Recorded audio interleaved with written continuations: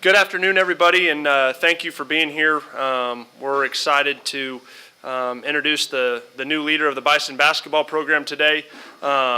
First, we'll have some remarks from Dr. David Whitlock, OBU president, and our athletic director, Robert Davenport, before he introduces Coach Eaker. So after we get done, we will have some time for questions after that. So with that, I'll go ahead and introduce President David Whitlock.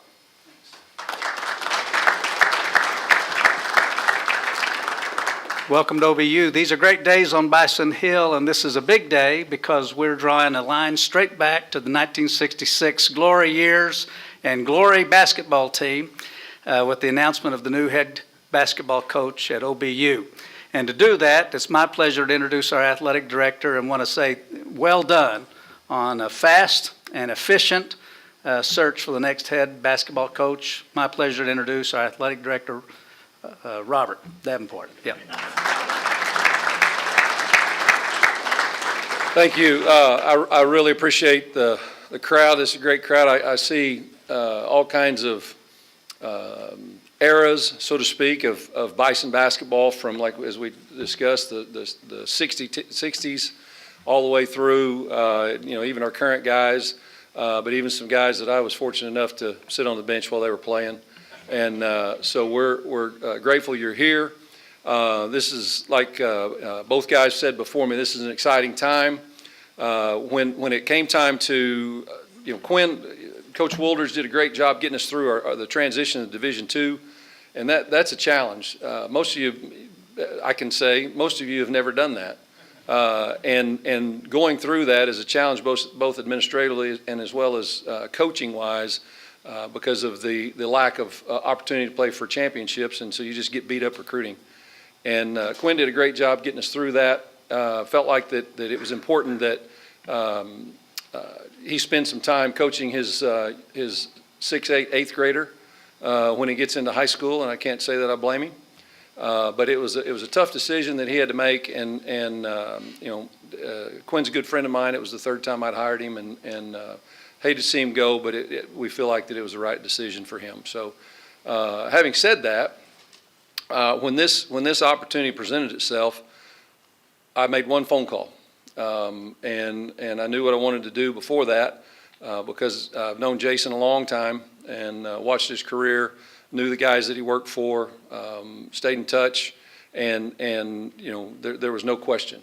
So that made that part of it easy. I think it may be the fastest hire in OBU history without moving an assistant up by bringing someone in and interviewing. And he flew through the interview process yesterday, and we're excited that he's here. So Jason, if you'll come on up here, I got something for you. I know that I know this was your number, briefly here, but I also know it was Alan's number, and so I want to present you with this as a legacy to Bison basketball and great times in the past, and we look forward to great times in the future.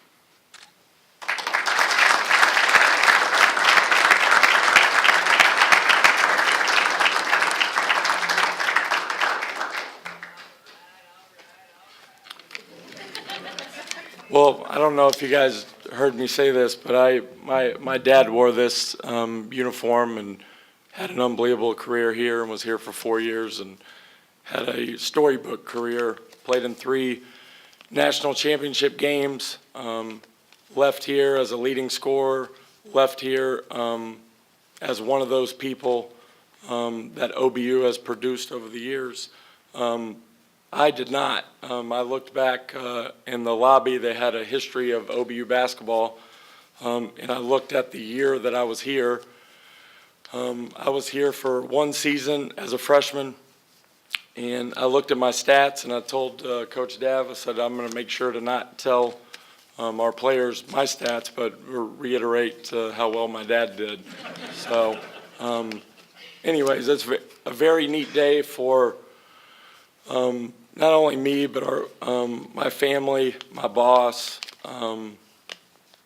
It's just a my wife and I have been looking for an opportunity like this over the last couple of years as we've started our family, and the Division I basketball, being an assistant is,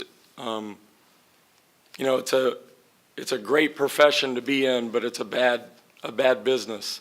It's very volatile. You guys have seen all the things that have gone on with the FBI. And as you are younger, and when I was appointed an assistant coach, when I was really young, I think I was the youngest Division I assistant in the country when Coach Sampson at the University of Oklahoma and Coach Hoffman got me a job at Liberty University, and I was promoted there. When you're very young, Division I college basketball, if you love hoops, and you grew up watching it, grew up watching the Big Eight, grew up watching Eddie Sutton and Kelvin Sampson and Bob Hoffman and Dan Hayes, and you grow up watching that, the coaching business is very exciting. But as you get older, and I played for 7 coaches in 4 years in college, had a horrible experience as a college student athlete because of the college coaching business, because I was expecting to go somewhere and play for one coach. So anyways, as I went through that, and then I went through several transitions being a Division I assistant, I've gone through transition after transition. And the thing I shared with our team this morning is I know today is a very uncertain time, as it was for Josh Wells and Joseph Hall and myself when we were freshmen in that locker room in 1999. Coach Hoffman walked in October the 1st, and Delray Brooks had been fired at Texas Pan American, and Coach Hoffman just felt like the Lord was calling him to, he wanted to give it a shot at the Division I level, and he had been here and had his success and left, he had done not all that he could do, because he still talks about, he wanted to win a national championship. And I think they made 2 national championship games. But he had accomplished everything. He's one of the Hall of Famers at this school. So he takes that opportunity, and as a college freshman, I didn't know anything about college basketball. What I knew about was I loved hoops. Coach Hoffman had recruited me. I had watched his teams. My dad had played here. I was coming here to have the type of career and experience that a Clay Martin or an Alan Eaker had at OBU. So when that started, I went into, it was a very confusing time. So we played for an interim coach because Mr. John Parrish and the administration at the time did not want to take a coach from another school like that had just happened to us by Texas Pan Am and put another school in transition. So in their effort to not harm other young people or put other people in transition, we were in transition all year. We played for an interim coach, and then they hired a coach in the spring.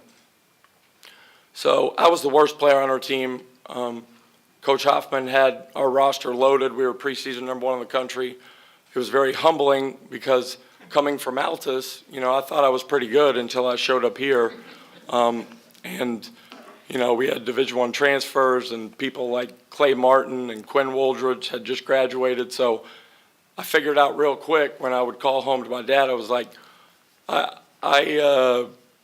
this is a little more than I thought it was going to be. So he would talk me into getting up the next day and coming to the gym, and Clay Martin had just finished and was going on with the coaching staff. He would encourage me. But as the year went on, I kind of found my niche with our team. I was a backup point guard. Started to meet some friends on this campus. 2 of my best friends here that I developed relationships and were on the team, we became close. So when they hired a new coach, I was just assuming everything was going to be fine. Obviously, the new coach had his own plans, just like any coach has in college basketball, and I totally get that now. I totally get why he did what he did. But at that time, when I figured out that I was not in his plans, I walked away from this university very disappointed, very bitter, because I loved it here, and I wanted to stay here, and this program has meant a lot to me. I was a camper here, and then I had my own relationship with Coach Hoffman and that coaching staff, and like this was a big deal to me, because back in those days, you know, an Oklahoma Christian OBU game, like you had to get there early to even get a seat. Oklahoma City versus OBU, SNU versus OBU. I mean, those games were, it wasn't at maybe the level of OU going to Gallagher-Iba, but it kind of was. I mean, we showed up, me and my dad showed up my senior year over at, I think it was SNU, and it was Oklahoma Christian versus OBU. It was Clay Martin versus Jay Mock, and they had to let us in the side door because we were only 30 minutes early. That's how big time it was. And that's what it was back in those days. And so as I walked away from this school, you know, honestly, in my own mind, I thought that I had done something at that age, at that immature age spiritually, that I had done something where God had taken his hand off my life. And I had done something wrong, but it was just a coaching change, and the new coach had his own plan. So what ended up really happening is that because Coach Hoffman went down to Texas Pan American with Clay Martin, and he got Coach Davenport to come down there, I ended up starting my coaching career at Texas Pan American, which is, they used to always tell me that's a lot further ahead than they were when they were my age of being in Division I basketball. And then I later was at the University of Oklahoma with Kelvin Sampson, and Coach Hoffman was up there. So as we started to go through college basketball, and I met my wife out at Liberty University, we had more transitions. We started to reassess what it is that we wanted out of coaching. And what we wanted was a place that we could be longer than a year. We could actually buy a house and think that we're going to have it. We could actually think that, hey, we can plan on putting down some roots, because as a Division I assistant, you can never put down roots. You may stay at a place for 5 years, but it's minute to minute. It's win, or you may get bought out, or you may get fired, or your coach may take another job and you may be left in the cold, or you may take a job at another school of another coach. So as we had a son, we're like, where is it that we can still chase my passion of basketball and the competitiveness, but also have a life? And so when this opportunity presented itself, this was a perfect fit for us. The people that, you know, I want to thank publicly today, and a big part of, you know, why I even love basketball, why I'm even where I'm at today, is my high school coach, who, as I've been on the East Coast, you know, I haven't gotten to see as much, but my high school coach is a iconic coach. Everyone in the state of Oklahoma, he built an institution of basketball in Altus, Oklahoma, and he stayed there for ever since I was born to the time I was in high school, and long before that. Clester Harrington was always the head coach of Altus, Oklahoma, and his legacy is his two boys went on to be championship coaches, Bruce and Kevin, at Lawton Eisenhower and Lawton Mack. So I grew up, I had my pops who loved the game. I was always wanting to hang out with him. And then I had this high school coach who I idolized. And I used to go over to his house. I used to go to his camps. And, I mean, anywhere you went, you know, whenever you see Coach Harrington in town, and I thought that that's what normal life was growing up in Altus, Oklahoma. But as I got older, I realized that a town like Altus, or a town like Shawnee, or a town like Oklahoma City, there's not just Clester Harringtons just walking around. And so he, it's hard not to get choked up about Coach Harrington because my love of basketball is, sure, my dad is my guy and he played here, and, you know, that was probably the initial of playing when I was small and all that. But Coach Harrington's the reason why I love basketball to the max that I do.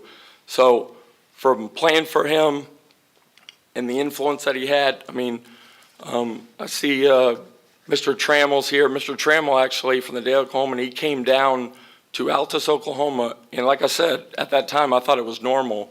He came down when I was a junior in high school to do a front page story in the day of Oklahoma of Coach Harrington and how, and we had it in my house, in my refrigerator, and Coach and his wife had it framed when Coach had like this basketball room. And thank you for being here today, Mr. Trammell, but that was a huge deal that you did to honor him because he is a man that deserves, he's underrated, undervalued. He's a Hall of Fame coach. All the people in basketball know who Cluster Harrington is.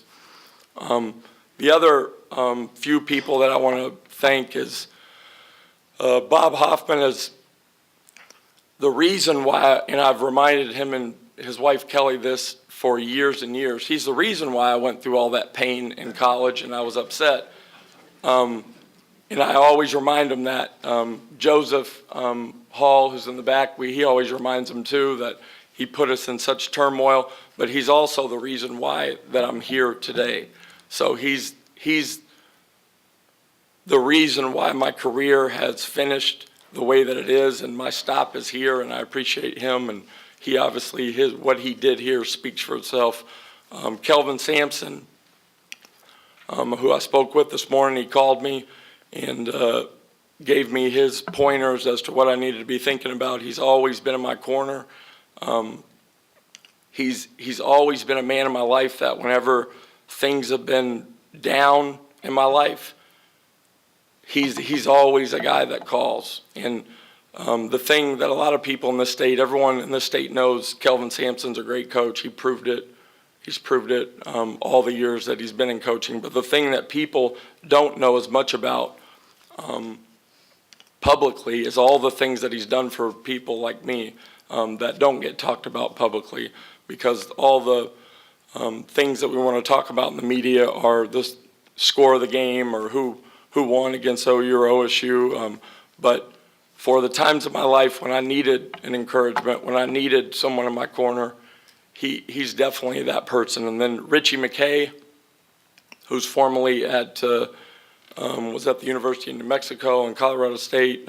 He hired me at Liberty University, and then I was later hired in another transition by Dale Layer. So those four guys, five guys really, those guys from a basketball standpoint mean a lot. Obviously, my family, my wife, Meredith, we've been married 10 years. We've been together for 12. Anyone that will end up meeting her, our players, the administration, the messages that I always get wherever I'm at is she's a college administrator. She was an athletic director at Liberty University. She's now the associate commissioner. I hope I'm getting the titles right on that. Of the Atlantic Sun Conference. Her career and her talents and abilities are way better than mine. Anybody that meets us are always wonder why we don't follow her career, and but she has that heart in her to where she doesn't want to do that. She wants to be my wife, but anybody that meets her everyone always likes her way more than they like me. So she's, I'm not going to say too much because I don't want to sit up here and cry, but her and my son Isaac, who's 11, and then my parents. So my Uncle Tim is here today. I want to publicly recognize him. And then there's several other people that came here today, and means a lot to me. As all of this relates to OBU, I know that was a long-winded hello from me, but as all this relates to OBU, I met with the team this morning. I was very brief with them. I'm a very into it, passionate, task-master, caring, energetic coach. I tried to talk myself into being the exact opposite with them this morning because I understand they're in transition. And I didn't want to go in there because I'm so excited to have this job and saying, hey, we're going to do this, we're going to do that. We're going to begin that process tonight. I'm going to start working out with some of the players, Brantley and Harrison and Caleb and some of those guys, and start the individual meetings tonight. But as I was with them, I didn't really go into all that it is that we want to do, but I will briefly touch on that today. Is, as Coach Dav said, the transition is a really hard thing. If you're NEI, if you're D2, if you're D1, if you're transitioning from D2 to D1, transition is hard because the recruiting, the postseason, where all that fits, where you fit as an institution in a league.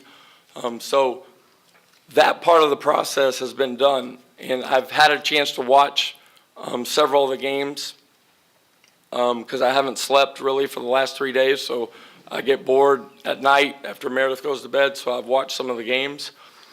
And the team took a really big step forward this year, and we're losing an unbelievable player in Chandler.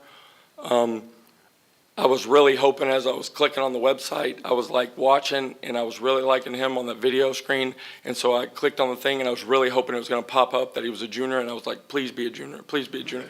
And so I popped, and it said he was a senior. And I was like, all right, we're going to have to get someone. So I was very disappointed. I'm not going to get a chance to coach him because he is an absolute stud. But anyone that watched the Bison play this year, or at least the games that I watched, and what I share with the team is you could tell they were unselfish. You can tell that they were well coached. I thought that I could tell that they were good kids. They competed. They played their hearts out. They took that next step into winning more. They were in the hunt for a postseason berth. I know that I'm in the business of basketball, so I'm supposed to be an expert on that. But anyone that watched them compete, whether you knew anything really about basketball or not, you could tell that they were a good team. You could tell that there were some breaks that went their way at times, and then there were some times when a kid threw in a half-court shot, I think, and beat you guys. But I was very impressed with everything. Obviously, we want to keep taking that next step, and that was the case whether there was a coaching change or not.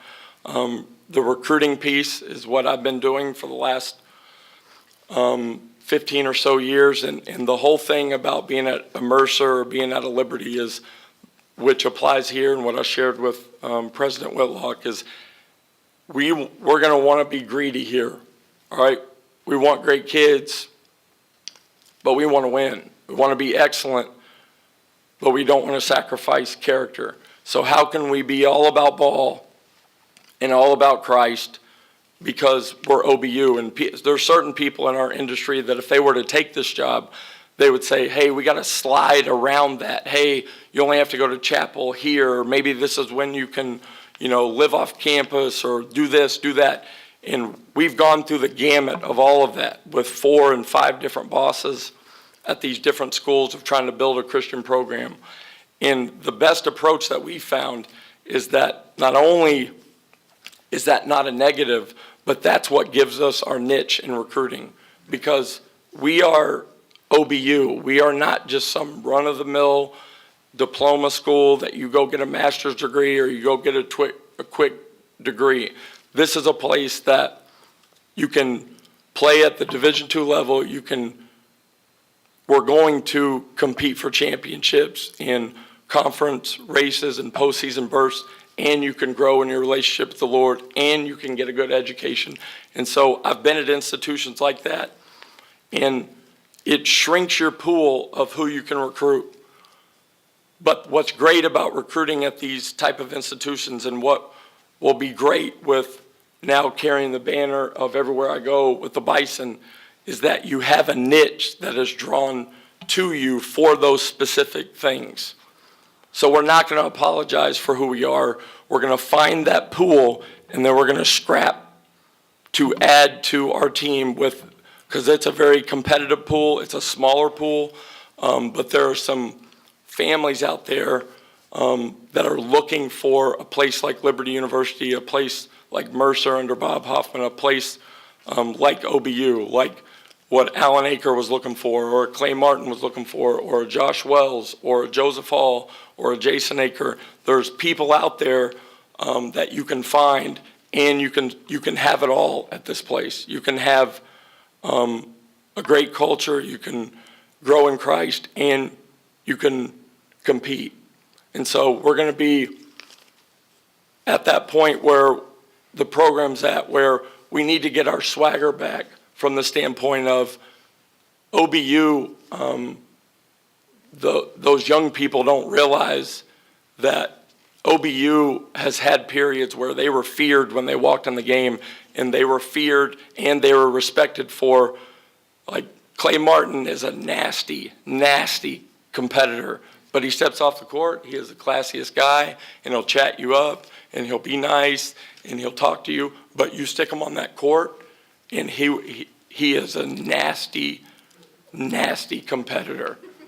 And so those are the kind of people we want.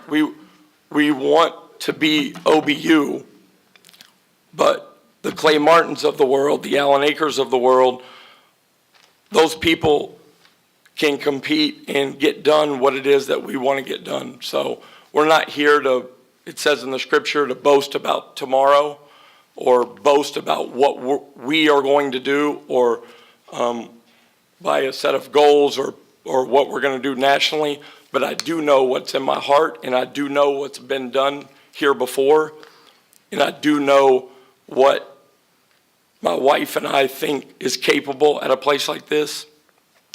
And we're going to prove what we're about with that, with the way that we work, the way that we recruit, the way we go about our business. We're not going to walk around. It would be unlike OBU to go around and boast about what we are going to do instead of be about doing the job of finding the right fits, finding talent, finding character, and then going to work. And we are going to start that process tonight as we get to know one another with some individual workouts and some meetings. So the last thing that I want to say is this, is the biggest thing that we want to do, Meredith and I and the staff that we'll put together, is we want to surround our team with OBU people, with the kind of people that have been in my life. We want to surround them with a culture of not every day is a press conference. Not every day is a great day. Not every day, on my phone right now, there's 312 missed text messages and 27 voicemails and all these tweets and Facebook. Like, not every day is that day. Not every day is us beating Southern Nazarene on a buzzer beater. There's a lot of days in all of our lives with our families, with our teams, with our jobs that you go through really, really hard things with your family, and there's no one texting you but those people that are in your life. And those people, that dream team of people that I mentioned at the beginning, those are the people that have been there for me and have told me to keep going when things haven't been good. Where I've said, I'm quitting on this coaching thing. I'm quitting on life. My marriage is tough. My career is headed nowhere. I've had this dream team of people that I've been surrounded by that have always gotten me to the next day. A Coach Hoffman, an Alan Aker, a Clay Martin, a Joe Hall, a Athletes in Action representative, a Robert Davenport. And so that's the model that we see for our program, as we want to be a part of that. We want to surround our team with, when they get plastered and they get their teeth kicked in, with life, because that happens to all of us. We want to surround them strategically with people that are OBU people, and it really fits because we're at OBU. And I would say that if I were at another job, of the people that are my biggest encouragers in life have nothing to do with me taking this job today. They're Bob Hoffman, an OBU person, Alan Aker, OBU person, John Hudson, an OBU person, Robert Davenport, OBU person, and Clay Martin, an OBU person. So we want to surround our young people with those type of people. And that's the only reason why I am here today, because of who I'm surrounded by. So that's our model in coaching. It's not what I'm going to do, or what plays I'm going to call, or what championships I want to pursue. It's the people we're going to surround them with, all right, when things aren't a press conference, when things aren't a win.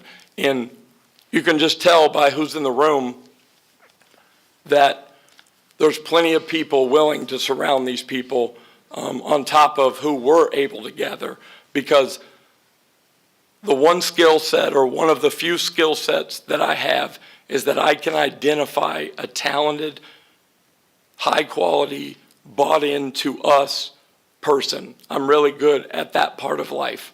And so I am going to add to that group that we already have, which we have an amazing group of OBU community that I've already met with the last 2 days.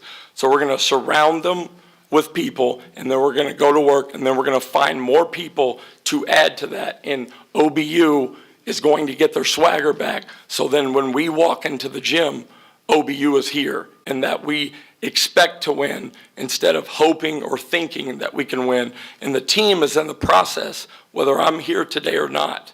The team was in the process of chipping away, of hoping to win, to wishing to win, to earning the right to win, to walking in. Eventually, what we are going to get to is that we are going to walk into the gym, and we are going to expect and know that we are going to win. And that will take an all-out assault with our time, an all-out assault of support, and it will have nothing to do with me. I am just going to try to gather person after person to surround us, and then add, and then surround, and then we are going to get to that point eventually where we're going to walk into gym after gym, and we may not win every game, but every gym that we walk into under Bob Hoffman at Mercer, we expect to win, because that's the period that we're at in our program. That's why you see Mercer, when we walked into the NCAA tournament, all right, before you can beat Duke, you have to expect and think that you can. And so I'm not Bob Hoffman. I'll never be as good as the men that I've worked for, but I'm really good at surrounding and gathering and identifying. And that is my greatest skill as a person in this position. So it's not going to be about me. It's going to be about the young people in the program and who we add and surround them with. So it is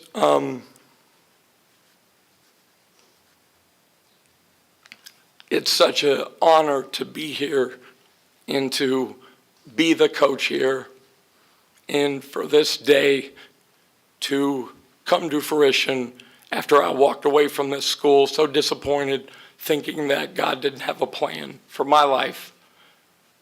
He clearly, if you look back and you know my story and you know my testimony, he definitely had a plan.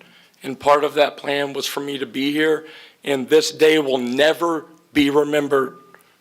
This day will be meaningless if we don't then wake up every day and do the job and do what it is that we said that we were going to do and become the OBU, all right, that all of us older folks in the room know that we are. So today is a special day for us, and thank you for being here.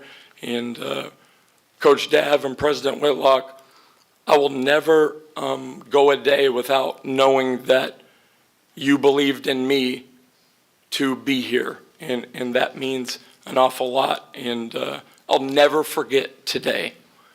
And my purpose is that you guys will never forget today because of what these guys end up doing down the road. Thank you, guys.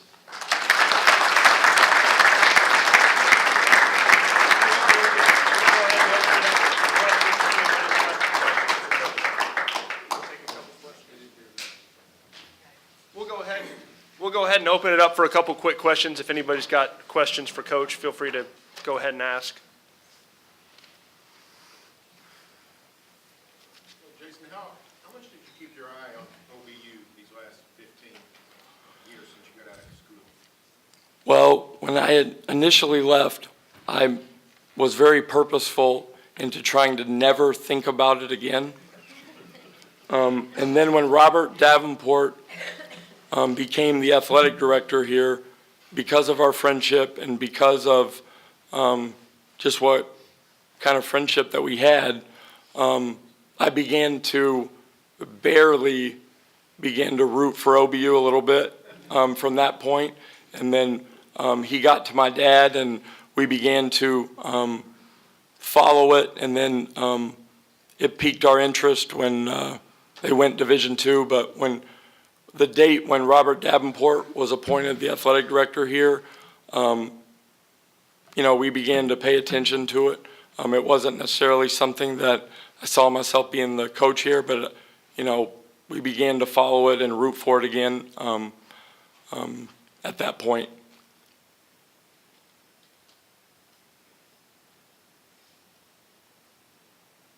How good can this job be on the NCAA Division II level? How good can the program be, is a better way to ask it. Myself and a few people that I'm close with feel like there's nothing that can't be done at the Division II level, but there's obviously steps to take, whether it's the infrastructure, whether it's the recruiting, whether it's the everything that goes into it. I don't feel like there's anything that can't be done, but I don't think that it's you show up tomorrow. I know that that'll be a lot of work, but I don't see any reason why what OBU was to the NEIA level, OBU can't be to the Division II level. And I think that the men in here, we have some former OBU coaches in here. I see one of the best recruiters that OBU's ever had in Lance Johnson in the back.